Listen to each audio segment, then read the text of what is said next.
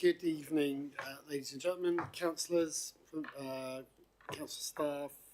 Thank you for attending this evening's meeting of.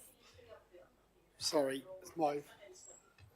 Thank you for attending tonight's overview and scrutiny committee meeting, and happy New Year to everybody. We will just start by referring everybody to the fact that this is a public meeting and it's being broadcast or live streamed on the council's YouTube channel. Do we have any declarations of interest? That appears to be none. Apologies for absence and substitutes. Yes, Chairman. We have apologies from Councillor Tipple and Councillor Weinmark, and Councillor Weinmark's substitute is Councillor Berry. Thank you. Minutes of the previous overview and scrutiny committee meeting held on the 3rd of December 2024. Any comments, or is everybody happy with those? I'm assuming everybody's silences that we're happy with them. Thank you.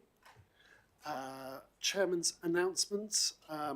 Nothing to announce. I think we announced the slight changes to what was coming up in the work programme before, so nothing for me to announce relating to anything other than the fact the previous, I think the last time we met we were not happy with the detail of a report that was going forward, which we I think we pushed through and voted on regarding the awarding of a contract. All I can say is that Cabinet were equally unimpressed with the level of detail that was forthcoming and asked that that be fixed in future, that they wanted more detail regarding that. So I think they shared our concerns.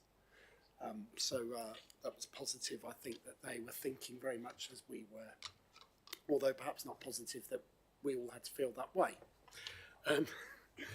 Let's move on to public speaking. Okay, we'll move on to the Cabinet reports. We have the Norfolk Strategic Planning Framework, Planning and Health Protocol, and the lead officer, Adam. Just make sure the microphone's picking up my voice okay? Yep. Thank you, Chair. So to briefly introduce the protocol, it sets out how we in the planning department work with the NHS and public health, both in relation to our plan making functions and consultations in determining planning application. This is something that I can recollect has dated back nearly a decade with various iterations. It stems from our aim to want to work more closely with the NHS organisations. There's obviously been various restructures over the years. Para 2.3 of the report points out the importance of NHS colleagues having input into our local plan process, and also their ability to comment on applications of a major scale. So as the report explains, that's typically applications of more than 50 dwellings, applications that may comprise a care home where obviously elderly people with more complex health needs are likely to reside, and obviously applications where there are wider public health implications such as the loss of open space. As the report explains, NHS colleagues have a modelling tool for how new development and increasing population impacts on their services. So there's some metrics which are referenced in the report, such as the 1,800 patients per GP. There's two recommendations, which is to note the work we do and to endorse the revised health protocol.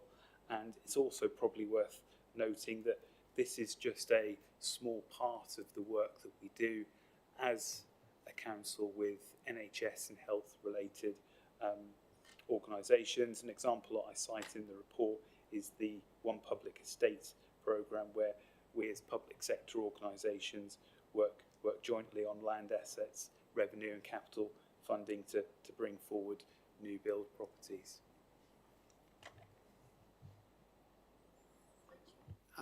Has anybody got anything they'd like to ask? Eleanor.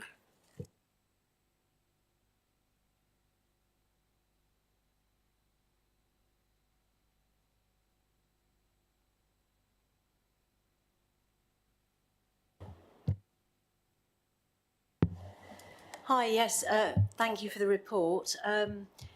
My question is actually, I see that if there's developments of 50 dwellings or more, there are a consultation process is gone through, but how many responses actually do come back? I mean, do we find that there's a response on most of those applications, or what sort of percentage? I'll pick that one up, Chair. I can't give you a percentage, I'm afraid. We used to get less responses from the NHS or however there may be, the ICS, the ICB, or different names they've had in time. We're starting to get more and more, and the number is increasing. So I think we will see that continuing to increase, but I don't know the actual percentage that we get. Thank you.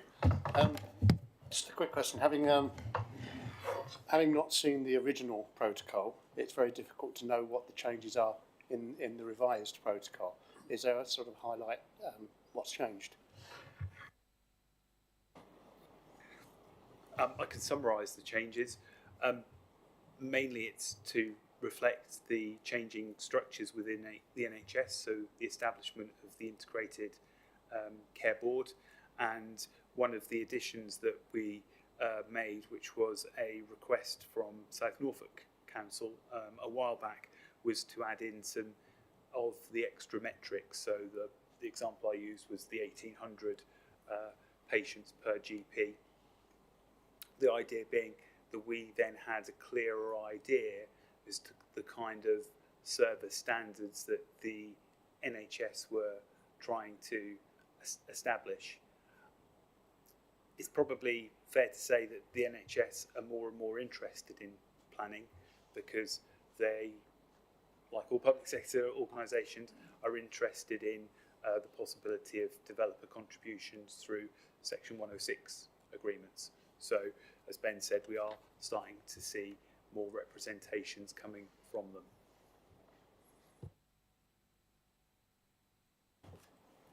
Peter.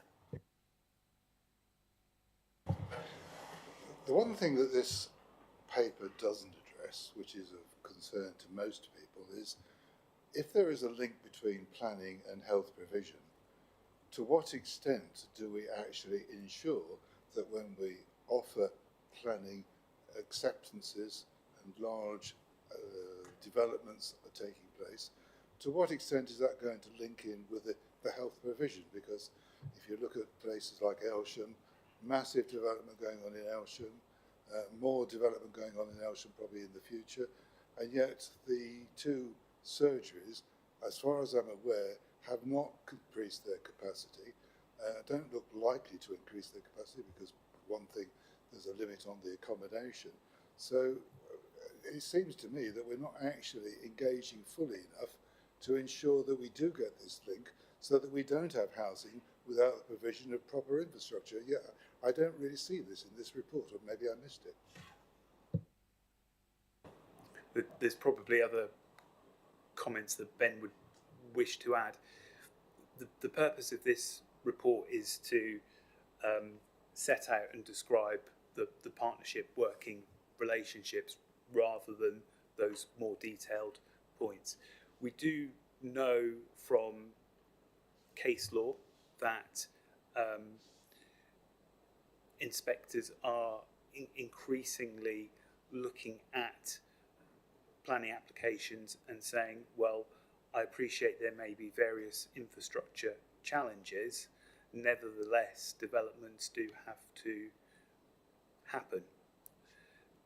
We're not in a position where we can simply say the NHS services are stretched, therefore we are going to decline planning permissions until the NHS is in a position where it is adequately funded. All that I wanted to address, but it's not the focus of the paper before you tonight. And I'll just add one thing, really, if that's okay, Chair, is that for something like the Greater Norwich Local Plan or its predecessor, the Joint Core Strategy, or any plan really, we engage with all the various stakeholders, but the NHS or ICS or ICB or whatever they've been in the past, we engage with them from day one. So if I was going to be blunt about it, I'd say they've been knowing about it, GNLP. For, They know about it.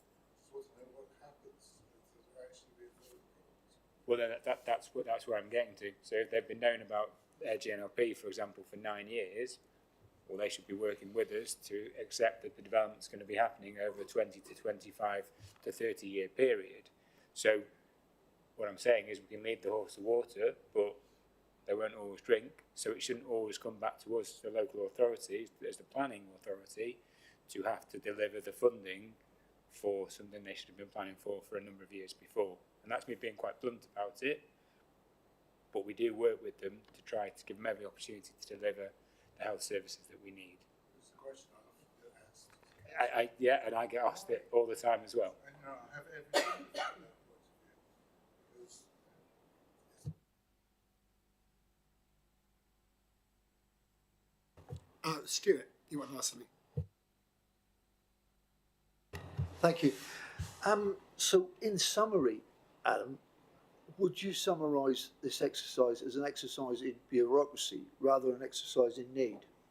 Because on the basis that the NHS, effectively, the Integrated Care Board, is effectively not accountable to anybody, what are the key objectives of this policy in terms of delivering better healthcare provision, on the basis of specifically what Ben has just alluded to, that won't ultimately be the deciding factor in the determination of a planning application? So you could say, what are the actual material benefits? I think on the local plan making side, the benefits are we can have that discussion with the NHS to say the GNLP is allocating homes to 2038 at a rate of around 2,000 homes every year across the 3 districts. So they can understand that, and they can also know where those developments are likely to occur and when. On the planning application side, the benefit of the protocol is it sets a very clear framework by which we consult the NHS on planning applications.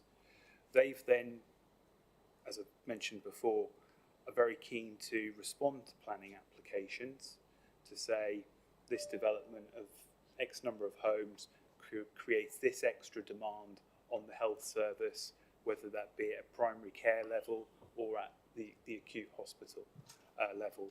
And they can then make the case, which planning committee can consider, of whether there is the ability to use developer contributions to help fund that deficit in health provision. I think probably what's fair to say is we all know that the needs of the NHS for funding are very high, and that funding outstrips what developer contributions are likely to be provided. So the planning system, I don't think, is in a position where it can fix all the challenges faced by the NHS. Thank you. Anybody else? Martin. Ben sort of alluded to where I was going with some of the other bits, but again, where does the adult social care element fall within this? Because that doesn't come under the ICB as far as I'm aware. And then looking through the papers, I couldn't actually see where it says that we're also engaging within that to ensure, because as usual, adult social care gets missed from everything.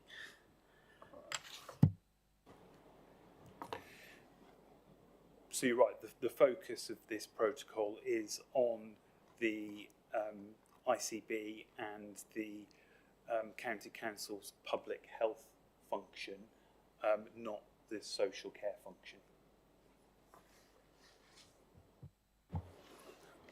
So again, Norfolk being what it is, and our population is pear-shaped, but it's actually the other way up to everyone else's, where the adult social care element should also be here. So as much as I know that this is within the ICB and the other areas, I would have liked to have seen something to do with adult social care, as it forms a major part of any of the planning decisions to come into this.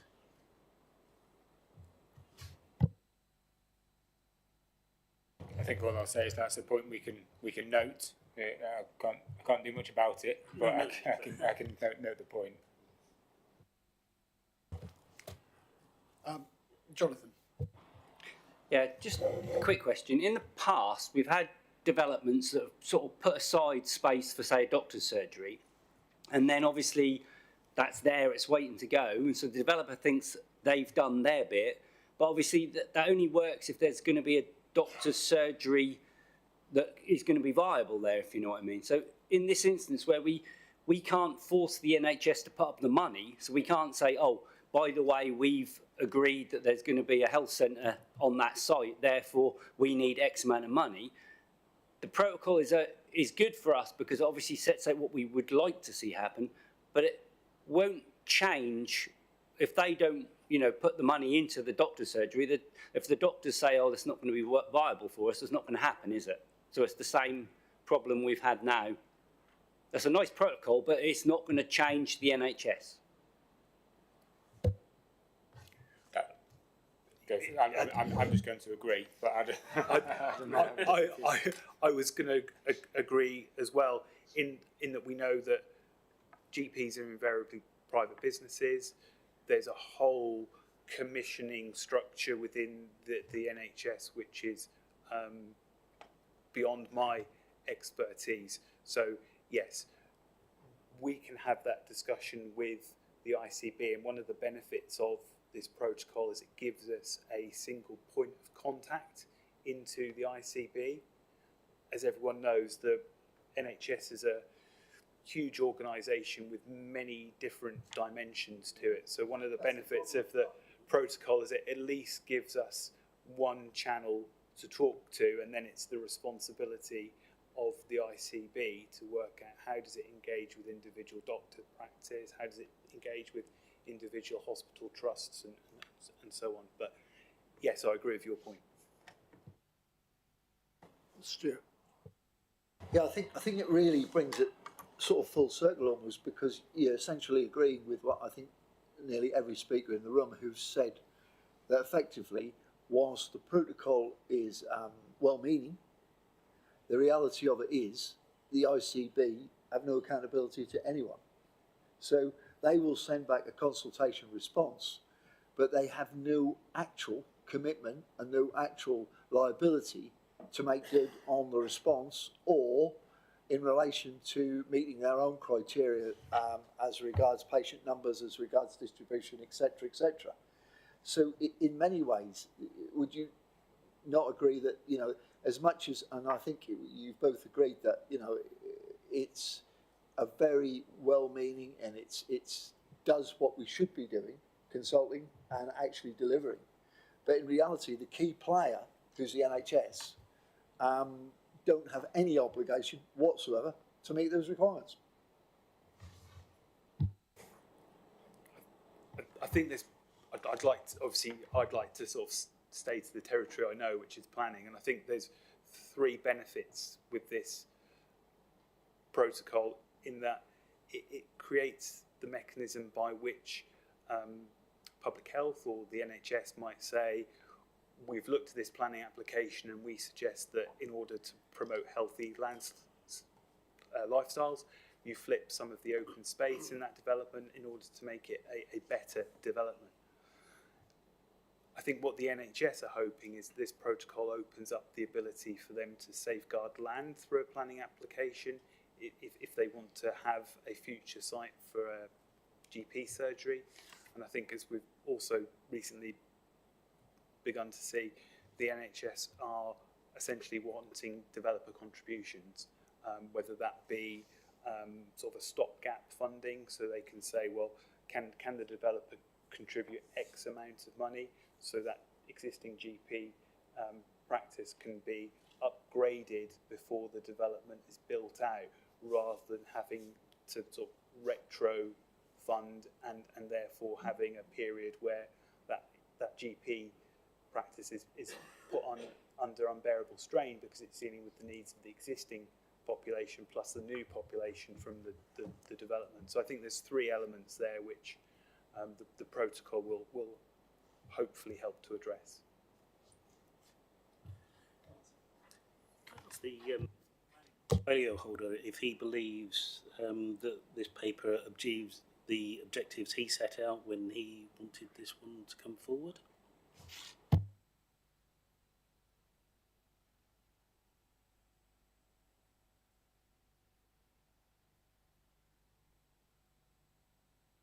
Sorry, you were reading the, yeah, obviously you're reading the notes, but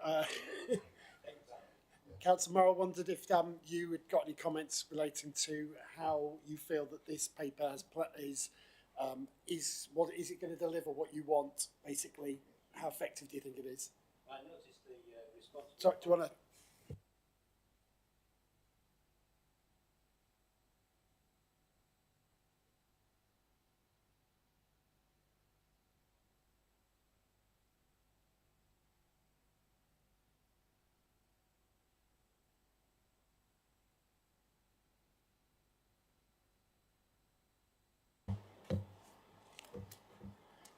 Yeah, I do notice that the responsible portfolio holder is not me.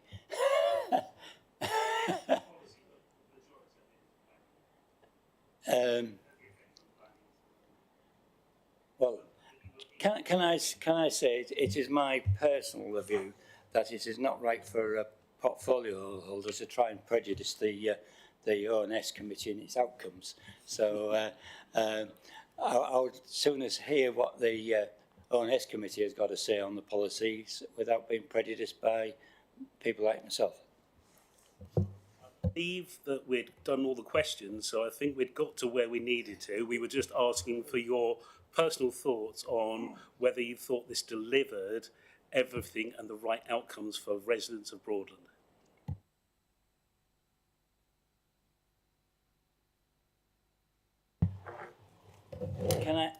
Can I say this IT gets on my... I spent several hours today sorting my IT out and it's not 100%, and I come in here and it's as bad. No, I haven't looked at it in great detail, but I'm sure the policy has been looked at by the officers, and you know, as I say, it is not for me really to consider and give an opinion at this stage. Chairman, I suggest we move to the vote. Yeah, all I was going to just say is I know that people, I think the question is about not whether what we're trying to do from this end of the council is a good idea, because it seems to be what we're trying to do is the right thing and trying to streamline and to have a protocol in place to sort of make sure something happens. I think our frustration remains that we can't guarantee that it happens when we ask for it to happen. A similar thing, I subbed for Councillor Tipple on the Health Overview County Committee thing 18 months ago, and they had a similar thing come up about community chemists, community GPs, a sort of hit list of things that they really wanted to do and propose and make recommendations on, and someone basically stood up and said, these are wonderful ideas. None of it will happen if you just, by saying it will happen. I think someone cited the idea of the film Field of Dreams, if you've ever seen it, you know, build it and they will come. You know, if you plan it, that won't necessarily happen. You draw it on a map. You know, 20 odd years ago, I drew on a map for Fakenham when I was councillor there, where we wanted the new school to be, where we want the new development to be, where we want the new doctor surgeries to be. They've still none of them been built. That was over 20, I think it was 2004. So, you know, these things just don't happen because you wish them to or draw them on a map. However, I guess with that situation where we're saying that we can't affect that, what we can affect is what we can affect, which is saying let's try and make it work if we can from our point of view. Caroline, you were to very quickly say something, so I was going to sort of sum up, but I'll go to... Is it on? Yeah. As Chair of Planning, I'll give my opinion as the portfolio holder won't.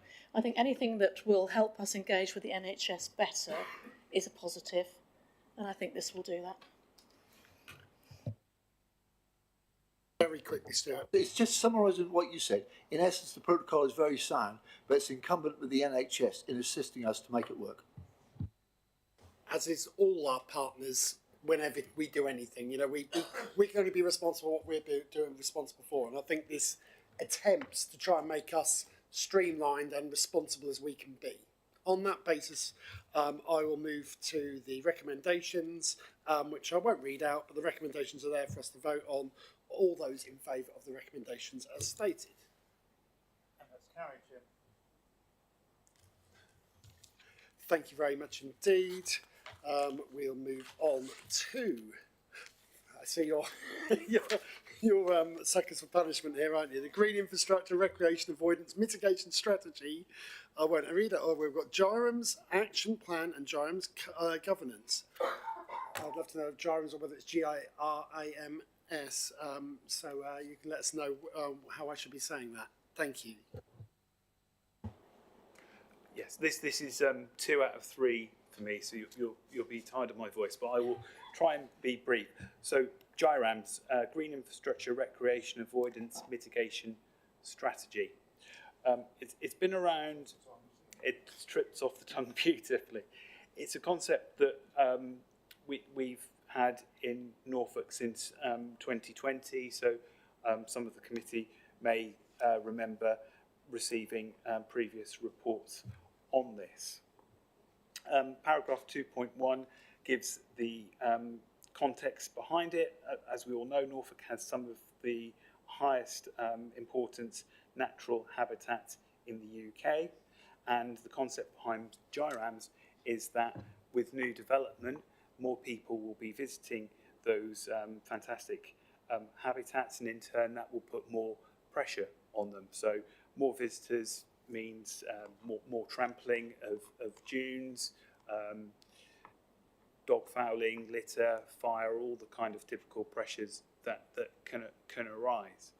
So this GIRAMS is essentially a fund which developers pay into, and that fund will pay for projects such as boardwalks and signage to alleviate some of that visitor pressure. We've been collecting the sums for some time now, and as a group of Norfolk authorities, we commissioned Footprint Ecology to put more detail onto the studies that had already been prepared. So what the action plan, which is an appendix with the report, shows is that we've costed £22 million worth of mitigation projects to be completed over the next 22 years. That £22 million is then spread across the number of homes that are being planned for across Norfolk, which gives you that per property tariff of £293. The existing tariff we charge, which was based on the original work that was done, was based on a tariff of £221, so we are seeing a rise. Recommending that rise in the tariff is one of the recommendations of the report. The other part of the report turns to how we organise our spending of the tariff that we've been collecting. The proposal is to create a Norfolk RAMS board, which is made up of councillors, and there is also a proposal to employ a delivery manager who can provide the various reporting and secretariat functions into that board. As I've outlined in the report, we did look at alternative means of setting this up. For example, Norfolk County Council could have hosted such an officer, or our very own Norfolk Environmental Credits could have done, but they've chosen to focus on nutrient neutrality. We do, however, have the benefit of a Norfolk-wide strategic partnership of councils. There's a project manager for that who's hosted by the City Council, and our proposal is that the project manager for GIRAMS is employed there. The approach we're taking is recognise good practice. There are other parts of the country that apply this process. So the idea is to, and it's explained in the footprint ecology work, to look at the various habitats across the county, understand what the pressures are on those habitats, then cost it out, work out a flat tariff. That is an efficient way of doing it. The alternatives, which would involve developers looking at it on a case-by-case basis or taking a district-by-district approach, would inherently be more complicated. So the approach we've got is sound, and council have previously approved those principles. What this report does is add some detail in terms of how we would manage that from a governance point of view, and also recommends the increase in the tariff based on the new evidence that we've got.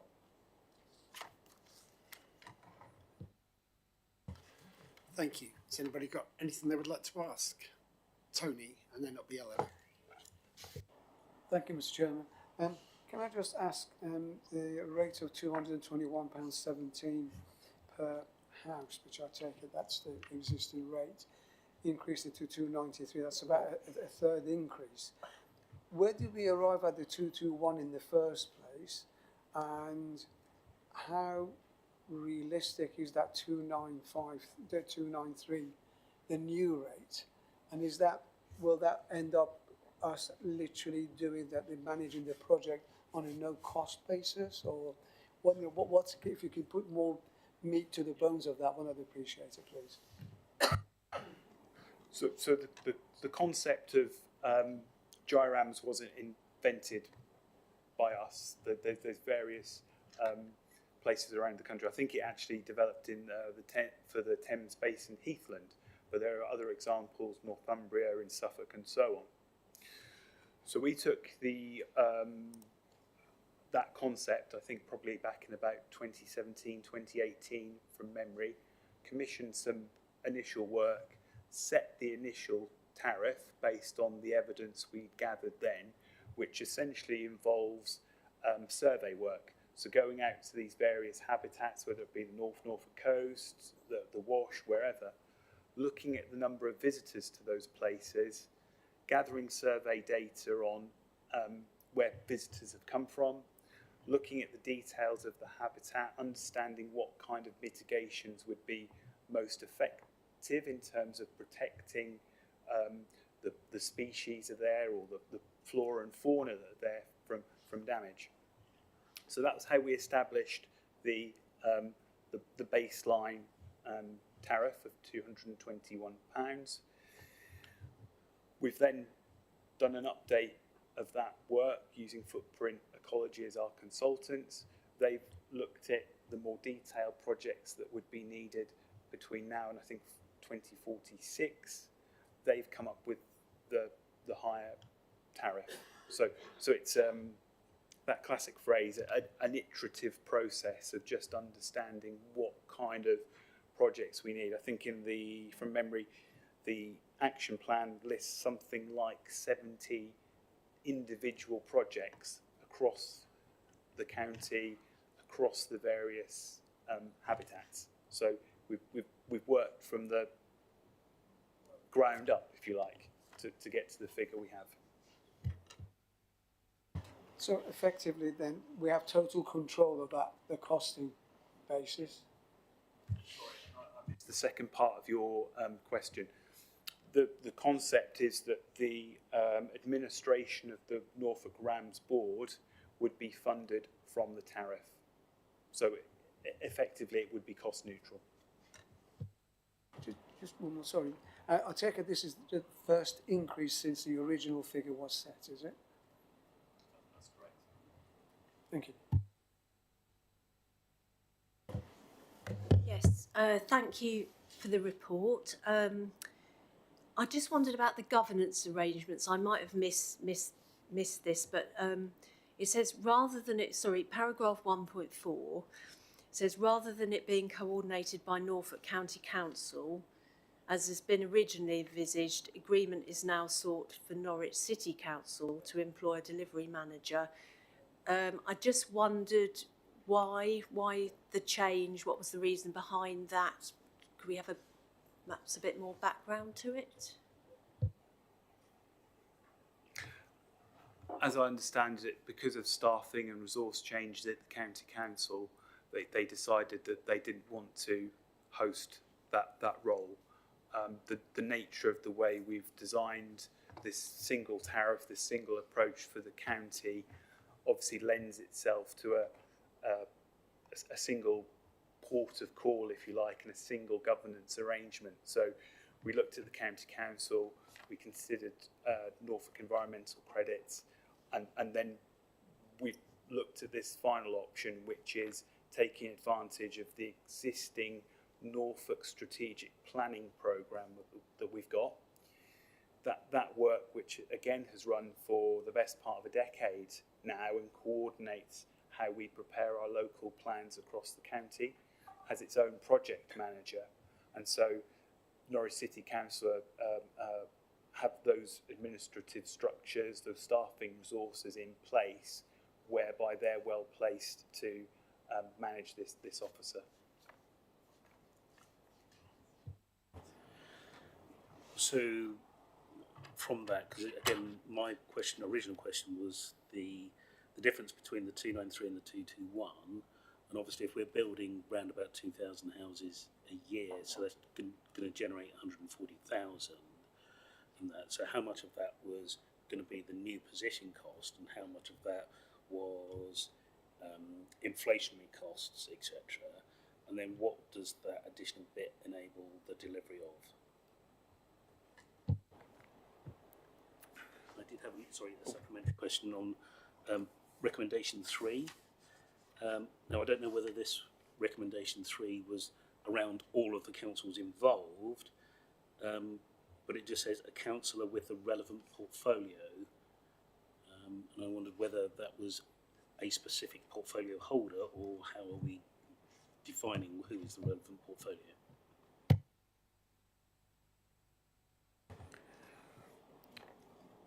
So the recommendation to Cabinet, which was the recommendation in the report, which will go to Cabinet, was recommended to me by the monitoring officer. It would be for Cabinet to decide who their representative may be. It could be that this falls under strategic planning portfolio, which obviously for Broadland would be the leader. It could be planning, it could be another environmental related portfolio, which would be the appropriate councillor to be Broadland's representative on the Norfolk RAMS board. So that's the idea behind the third recommendation. To come back to your first point, what we've done through footprint ecology is to build from the base up. So to understand the habitat, understand how more visitors would impact that habitat. And in the action plan, you'll see a whole host of projects. Some of them are quite generic, things like more signage, use of QR codes to encourage education and understanding of the importance of the habitat. But there are also projects in there which are specific to that type of habitat as well. So it's been costed up that way. Stuart, you waved at me briefly before. Look, I catch my eye, and then it'll be Peter. Yeah, thank you. Just to follow up on Eleanor's point, I can't really see the logic of Norwich City Council running it, because the Norfolk Strategic Planning Partnership, I thought was coordinated by Norfolk County Council. If I've got that wrong, correct me, but I thought Norfolk County Council coordinated the Strategic Planning Partnership. On the basis there is, I don't think, any of those projects in Norwich, and on the basis that we would have probably greater control of it through the GNDP process and the Greater Norwich process, I really can't see any logic in Norwich City Council effectively running this project at all. And I can't really actually see any merit in it. How was this actually decided, and by whom? Because it doesn't make sense. The second part of the question, to me, the project has a lot of merit, it has a lot of benefits, but will potentially the actual projects and the details of the projects and the costings of the projects effectively be able to come through to Cabinet here, so that Cabinet will be able to review them and appraise them and be then subject to cost-benefit analysis, so that basically we as a council, a collaborative council with South Norfolk, can actually keep a handle on it to make sure it's you know, good value for money and actually delivering, because frankly and honestly I wouldn't really have confidence in Norwich City Council being responsible for that. I'll just give an answer. It won't be all the answer, and Adam might jump in. And to answer the second question, I think first, as is highlighted in the paper, there would be a board set up, and that board would be staffed's the wrong word, but it would be made up of the portfolio holder, the member from each of the authorities that pay into it. So let's remember, it's not just the GNDP authorities, it's Norfolk wide, and that involves a county member as well. So it will be the member that's chosen by the Cabinet to be on that board. So in terms of oversight of it, there'll also be an officer board, and that officer board, I don't know who will be on it yet. I don't know whether it will be the directors or whether it will fall to me or perhaps to the officers to do that. That board, much in the way that, say, Transport for Norwich works, for example, will be how this board will work. It will feed up the projects to the board to either give progress or to propose other projects, and that will be the oversight. So I would have confidence in the way that I've got confidence in the Transport for Norwich or the Green Infrastructure Group or however else works, that we as Broadland have oversight of those projects. Personally, don't think it would be right for us as for each of those projects to be debated at a council level, because the point of the point of this is to make sure that we're looking at it at a county-wide level. Yeah. In terms of the why it's Norwich City, I think 4.5 of the report sets it out in some ways. I think Adam's already made the point as well. This wasn't. I don't know. Is the honest answer. I don't know how it was come to, but it wasn't come to by chance. It wasn't Norwich City sticking their hand up saying they would do it. There was discussions had, and it was determined this was the best space to put it into. Again, personal view, I think it could have sat either or. County would make a lot of sense, but if they perhaps didn't want to do it for one reason or another, the city make a lot of sense because they've got, as it says in 4.5, they've got the structure in place to have those people to be able to oversee it, and they've got the background to do it. I don't know if you've got any more on that, Adam. I was just going to say that back in 2011, members will be aware that the planning process changed, and we had the duty to cooperate. And out of that responsibility, the Norfolk Strategic Planning Framework was born between the 8 districts and the county. That has a number of agreements in that. From that came various housing, environmental agreements. And it was agreed that Norwich City Council would host the officer for that Norfolk Strategic Planning Framework. So it's evolved over time. We've got an officer in post there who's been there for many years, and there is that experience to take on this additional responsibility. Like any partnership, it's a case of looking at what existing structures can you make use of. We obviously had the conversation with Norfolk Environmental Credits, we had the conversation with the County Council. This option was the next obvious option because it was covering the same geography.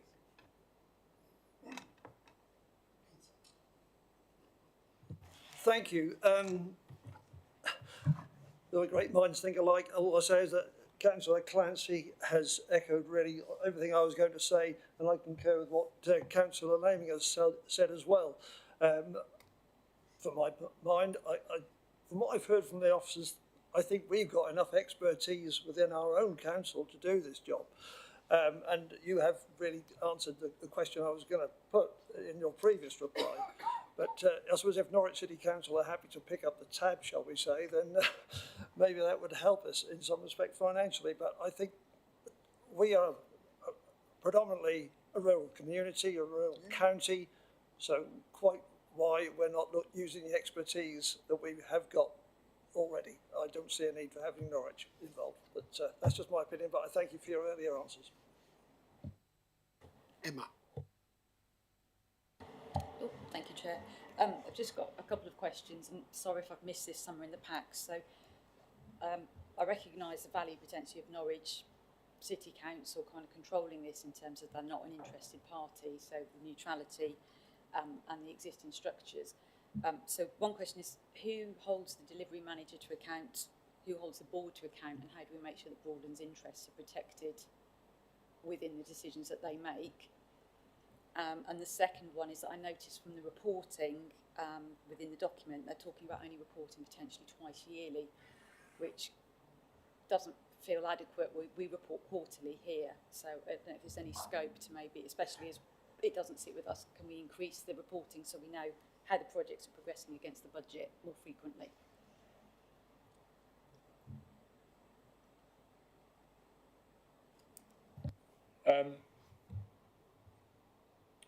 I think just to make the point, hopefully it's clear. If it's not, we can look at this again. It will be all 8 of the authorities within Norfolk that will contribute towards this, and therefore Norwich's involvement is as important as Broadland's, as important as Kingston and West Norfolk, because we're all contributing into the same pot to deliver these alternatives for people to go into the Broads, and also, you know, as Adam said as well, interpretation boards and education and those sorts of things. So it's within all of our interests to make sure that we've got oversight of this board and that we're delivering on what we've said within the ecology footprint ecology paper. So I do have confidence that that board will do that on our behalf, but also on everyone's behalf, and ultimately on Norfolk's behalf, because that's what this is trying to do.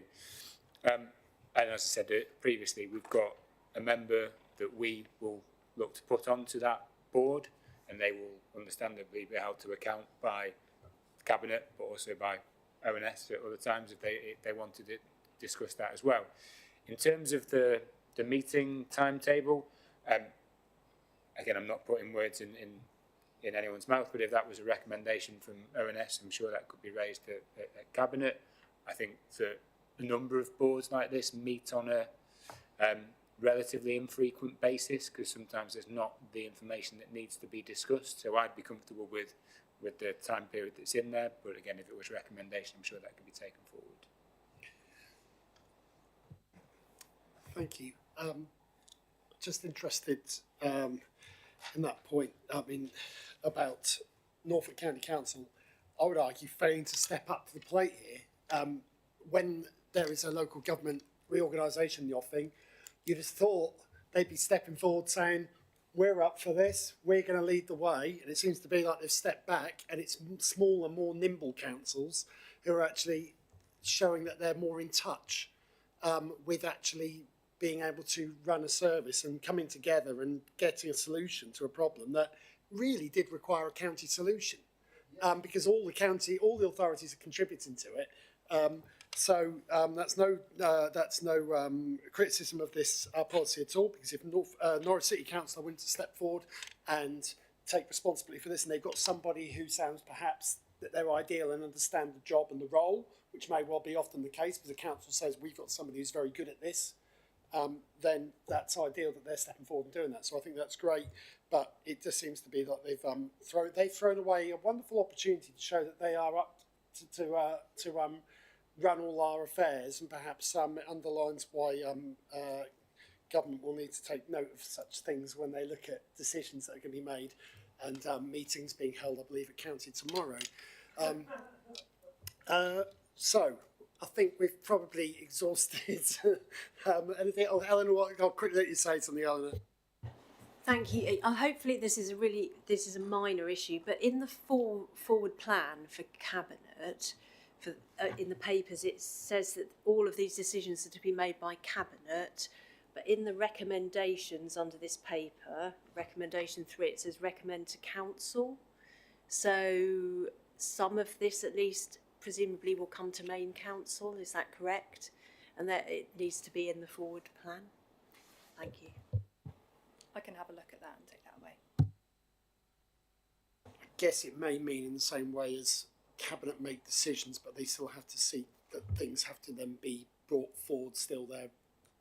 So they'll make the decision, but they'll still have to get it ratified at the meeting. I guess that's what it may mean, but yeah. Sinead will be onto that.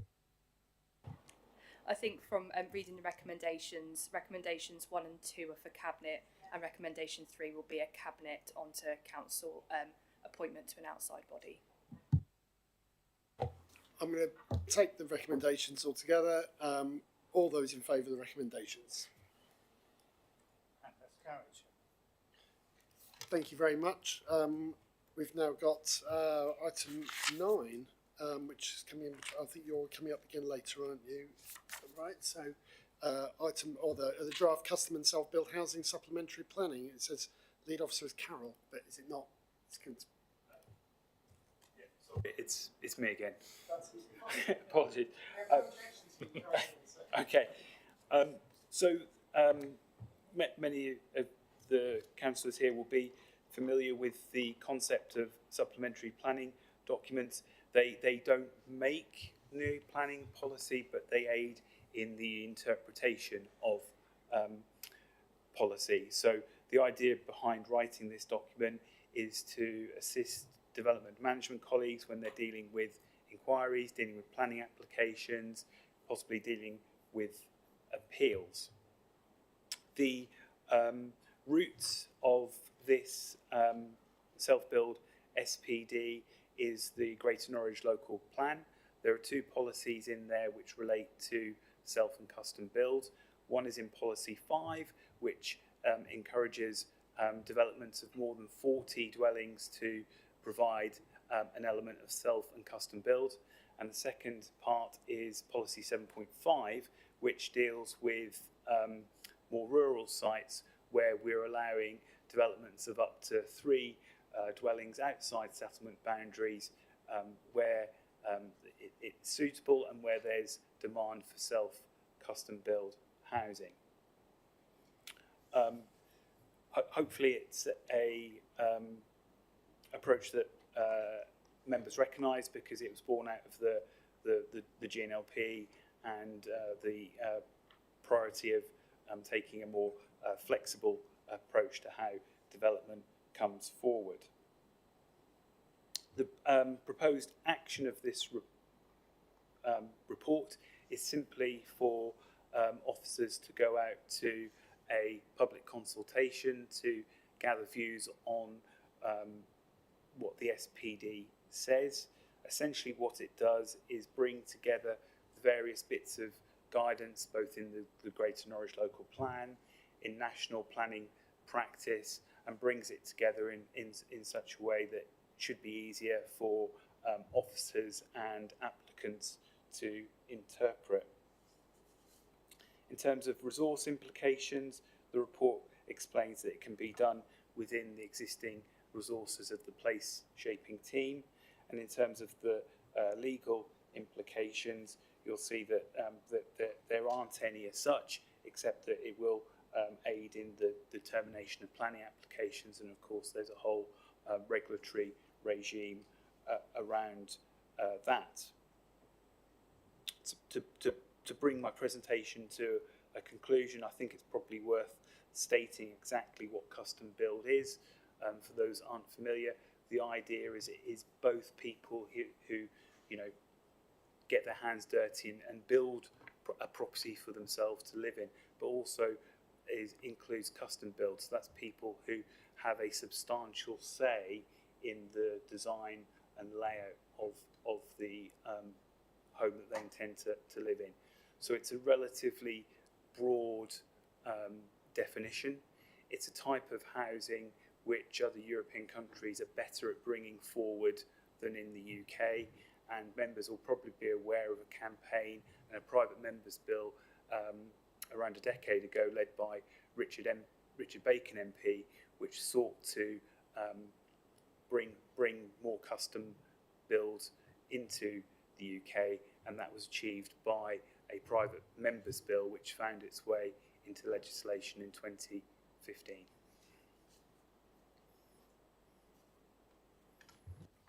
Thank you very much. Does anybody have anything they'd like to ask?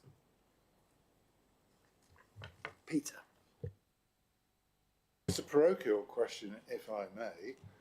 I, in my patch, have 2 applications that are in the process of being considered for self-build. One is 3 and one is 1. How will they be determined in the light of this policy? Will they be deferred until the policy is agreed? So how will it be interpreted in the process of considering these applications? I'll answer that from a development management perspective. It will depend, really. They might both be unacceptable under the terms of the policy at the moment. They might just be straight up unacceptable because they don't meet one of the criteria of the policy. The main one would be landscape. So if they have a landscape harm, we could chuck that out now, for want of a better term, without worrying about whether this SPD comes through. When you've got something that's a bit more nuanced, I would suggest we may well wait until the outcome of this SPD is determined, but it depends on the each case-by-case basis, which you'd expect me as a planner to say.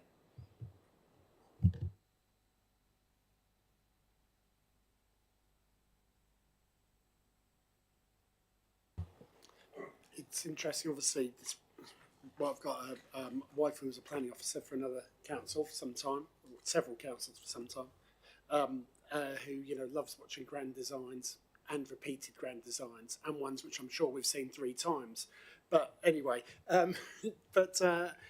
you do watch that and you think there's an enormous number of highly skilled companies in this country who seem to have been outflanked by European countries who have got so much more flexibility in allowing this. They've made a real industry of it, and we have to have sort of bespoke manufacturers who make one-off sets of windows, one-off sets of doors, and then they contact a company in Germany who can just basically say, we can build a whole house for you, design it exactly how you want.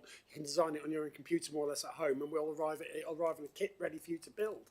And you think that like you say, we're behind the game on that, and we've hamstrung our own domestic manufacturers in many ways by not being flexible enough and providing opportunities for people to show the unique character of not only of their own designs, but to enhance their own villages. We've got a lot of villages we represent which have got local plans, and I know a lot of those local plans really stress the individuality of housing and not trying to have a generic sort of look for the whole street. So I think this hopefully will encourage that, in my opinion. That's just my view rather than summing up the committee's view. But if there's anybody else who'd like to add anything, Peter? Thank you. Yeah, I just looking at, in the background, 2.3.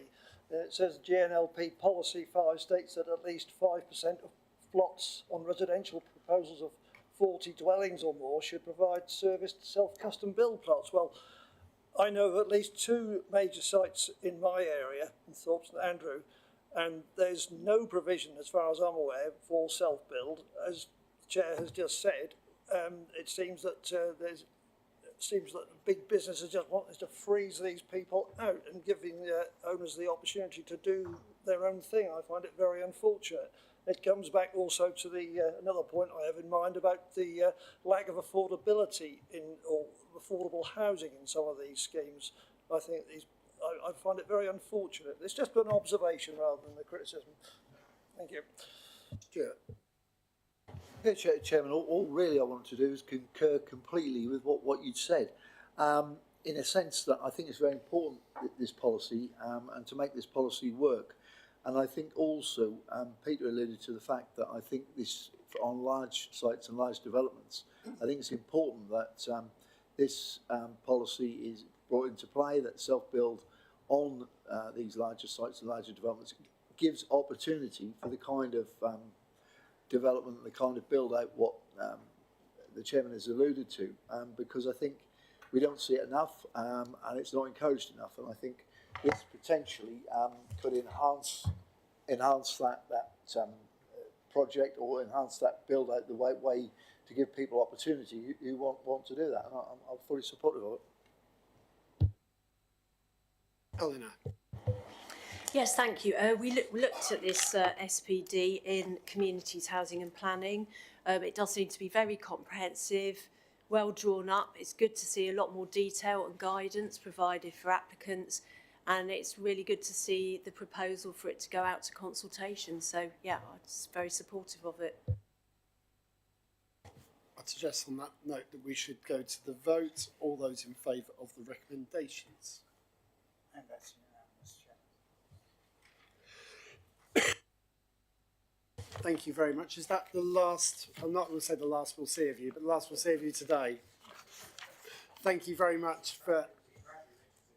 No, thank you very much for answering all our questions and providing as many answers as you can. So thank you.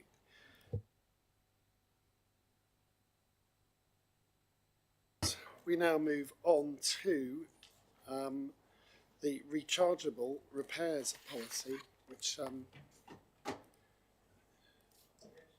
is Richard. Sorry, Richard. Thank you, Chair. I will not be here for as long as they were. This hopefully will be nice and quick. Yes.